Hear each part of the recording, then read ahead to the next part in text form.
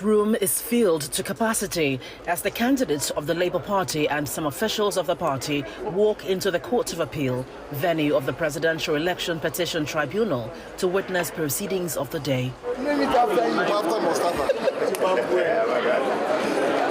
are you?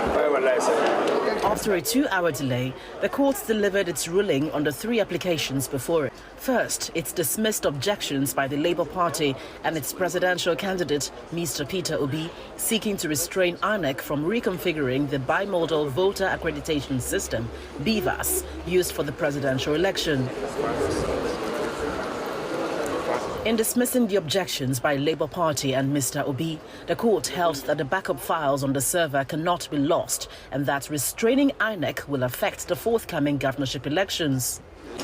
In another ruling, the tribunal upheld its earlier order directing Inec to allow Mr. Obi and Labour Party to inspect all the electoral materials used in the conduct of the presidential election, as the tribunal assures the applicants that information contained on Inec's BIVAS machines cannot be lost or tampered with.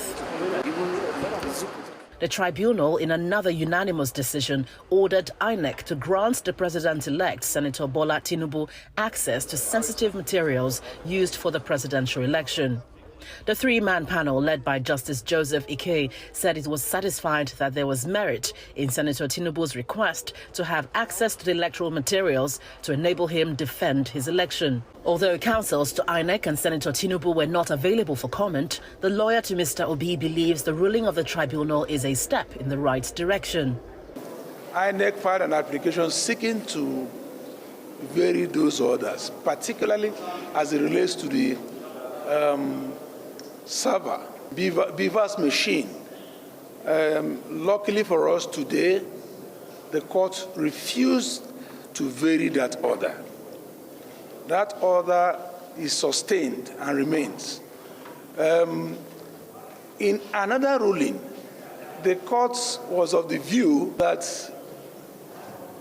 they are given the back-end server, which INEC undertook to provide to secure those materials, that order is partly sustained. Those initial orders are partly sustained.